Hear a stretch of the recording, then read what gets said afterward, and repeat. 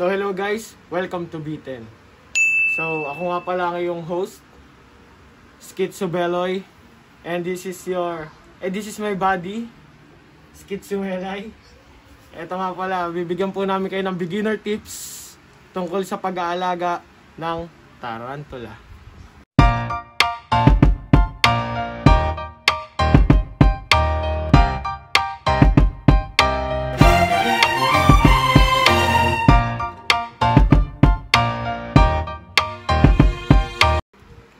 So may kita po natin itong gagamba na to. Ang pangalan po niya ay Mexican Red Rump. So, kabady, total ikaw po ang may-ari nito. Paano po siya inaalagaan? So, ayun. Basic lang naman ang pag-aalaga ng tarantula actually. Hindi mo naman kailangan na bongga yung mga gamit mo. Kailangan lang hindi ka madaling mainip. Kasi kapag nainip ka, ang mangyayari, kukulitin mo yung tarantula mo. Lumabas ka dyan, ganyan-ganyan. So, dagdag stress sa tarantula mo yun. Hindi mo alam na stressful pala sa kanya yung ginagawa mo. So, number 1 rule, kapag lalabas siya, pag tinangka niyang lumabas ng kulungan niya or ng enclosure niya, huwag magpapanik. Huwag magpapanik. Tip number 1. Huwag magpapanik. Ayan, so, ayan, pakita ko lang yung features ng Vegans. Meron siyang maitim na mga galamay, tapos usually yung abdomen niya brownish na mabalahibo. Tapos ang Vegans ay pagkakaalam ko kaya niya lumaki ng 5 to 6 inches. 5 to 6. At isa siyang New World tarantula. So usually what is New World tarantula? Ang defense mechanism niya ay mag-flick siya ng urticating hairs. Pagpag na magpapagpag siya ng ng mga balahibo niya na parang may barbs na makati sa lalamunan. Yan. Okay. Next. So ano pa siya, nagtatago ba siya sa ilalim ng lupa? Hindi ko alam eh. Okay, next. Ito, hindi siya masyadong pang beginner. Siya ay Beloy. You read? Green Bottle Blue Tarantula. So, You read the Chromatopelma senipubescens. So may kita po natin ang kanyang texture. Napakaganda po. Texture? What is texture? Joke lang po yan. Di po siya texture. Yung color pattern Color niya. pattern lang po yan. Pasa mo sa may alam? Itong na to, gagamba na to, heavy weber siya. So kung trip mo yung yan, napakaganda oh. Kulay blue yung galamay, green yung carapace. Yung carapace niya, yun yung nasa gitna. Carapace is parang batok ba yun? Yun yung parang pinakabatok niya. Tapos yung patan niya, yun yung abdomen. Kita nyo naman na medyo malaki yung abdomen niya. Tapos nakakalbo. Signs yan. Isa yan sa signs na pre-molt na. It's pre-molt. Tapos yun, kung mahilig kayo sa nagsusupla, nakapal magsupla, pwede sa inyo to. Kaso nga lang hindi siya pang beginner. Paano hindi pang beginner? Kasi medyo intensive yung pag-aalaga. How much ang presyohan nito? Usually, Pwede ba ibulong? Pwede ibulong? Ang presyo nito sa yung range? Gantong size, price range niya ay nasa 1.8 to 2K. 1.8 to 2K. Mura na po yun. Hindi na po kayo makapagod. Tapos, ang environment pala na nakasanayan nito ay dry. So, makikita nyo, walang katubig-tubig. Tsaka hindi na rin ako naglagay ng water dish kasi panigurado, matatakloban lang ng supla. Next. Ano ulit siya? So guys, tinakpan na po natin to. Baka makawala. Huwag mong takpan. Kabado ko eh. Sabi nga ni... Anong sabi niya kung nakikinig ka? Huwag magpapanik. So next po, ang ating Mexican Flame Knee. So, You basa-basa da... Brachypelma auratum. Brachypelma auratum. So ito, isa din to sa mga common na tarantulas eh. Nakita mo, ganda nung pattern nung nung kulay. Sa dulo nung niya, ng mga galamay, pula, tapos followed by, kung anong kulay yan, peach or puti. tapos Sa akin, itim, orange tapos... naman eh. Tapos yun. Ano rin yun? New World Tarantula din New yan. World, ano din to? Pagpag din. Nagpapagpag din ng kanyang urticating hairs. Pag nakaramdam siya ng threat. Pang beginners level na to. Beginner din, pwede rin siya sa beginner kasi hindi rin siya skittish, hindi siya mahilig mag-bolt, mabagal gumalaw. So, Hindi siya runner. hindi siya runner. Pero ayoko rin hawakan kasi hindi naman advisable na maghawak ng tarantula. Oh. Salamat po, salamat. Okay. Next. Next po, Dito, nagtatago pa siya. nagtatago tong loko Pero isang mabilisan. si Blue Fang Tarantula. Blue Fang Tarantula. Epibopus cynognathus. So, ano bang kulay Yan. niyan?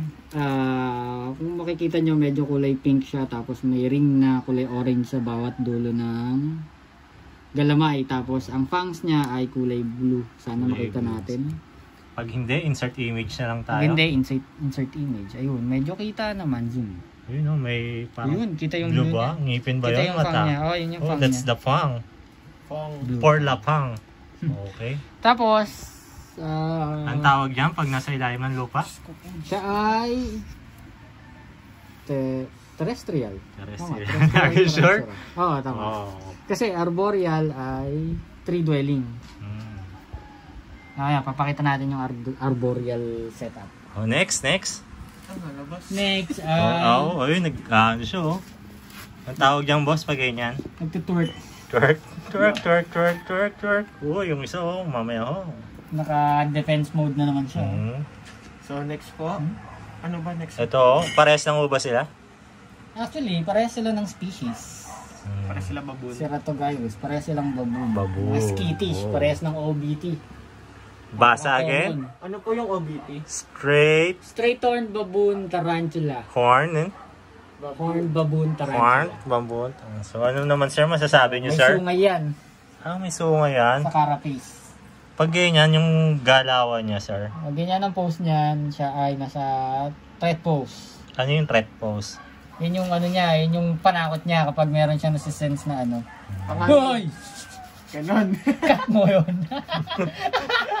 Kinakabahan ka ba, sir? Kinakabahan ako Basta kasi hindi tayo natataranta. Wag ka panic. Number one. ito talaga yung ano pinaka-aggressive sa lahat Beginners level ba to, sir? Medyo Hindi. common siya actually, common pero siya. Advisable na. hindi siya advisable sa beginner kasi kita nyo naman, skittish, tapos aggressive. Pero madali lang kumuha nito. Madali lang, ang dami nagbebenta niyan. Magkano Sa price mga CR range po nito? meron yan. Price range niya nasa 500 to 600 pag sling. 500. Oh, mura pa. Sling yun Sling bag. So ito yung inaabangan natin. Ayan, ito yung isa. Ano itong isang to? Favorite namin siya. Kailangan po siya blurred. Lasiodora parahybana. Salmon pink bird eater tarantula. Salmon pink. Any background information? Sa salmon pink, kaya niyang lumaki ng mga 6 to 7 inches pagkakakita ko sa YouTube. 6 to 7 inch. Tapos, tinawag siyang bird eater pero alam ko hindi siya kasama sa species ng mga bird eater talaga eh. Kanino pong bird yung kinakain niya? Hindi Ay, ko ano alam. pong bird pala? Huwag niyo po masyadong pansinin yun. Kasi kadalasan ng mga bird eater, yung mga ano yun, mga Teraposa Sa gabi, species. dugo. So, ayan. Ayan ho. And lastly, And last, Last ang year. ating tree dweller. ito po. Yan, hahawakan niyo ang trade dweller. Hindi natin na lang, kung makikita natin, nasa loob eh. Kakatapos ng mag-vlog. Pasok mo yung camera sa loob. Yan. Ating Sidoteria metallica. Gluteus sapphire ornamental. Gutis hapay. Gluteus sapphire. Gucci Sapphire Ornamental. Gucci pala, Gucci. Mali ako ng gram. Usually kulay blue talaga. Insert na lang ng picture para mas maganda. Kasi matanda na yan eh. Matanda, hindi ba parang ano pa lang to? Semi-adult. Semi-adult. Nagpe-fade na kasi yung kulay. Oh. Kasi habang tumatanda yan, nagpe-fade yung kulay. Siya nga pala ano yan, female yan. Pwedeng swap. Ganon. Pinagbabalangan ko din i-breed pero hagahanap pa ako ng farm. So habang tumatanda siya, nagpe-fade yung kulay Nagpe-fade yung niya. kulay. Parang reverse, no? Nagiging Imbis na tumingkad puti yung na lang kulay lahat niya. yan. Oh, nagiging puti na lang lahat. Lahat ng blue. So, beginner's level? Hindi siya advisable sa beginner's pet. Ito ba yung, Medyo advanced din yan. ito ba yung tumatakbo ng mabilisan? Yun, kagaya ng mga baboon, mabilis din yan gumalaw. So, ang setup niya ay Setup niya ay arboreal. arboreal. Bakit sa puno? Tips sa pagpapakain? Sa pagpapakain, huwag niya i-power feed kasi shorten daw yung lifespan. So ito po nga pala ang ating final conclusion para sa mga gustong mag-alaga ng tarantula.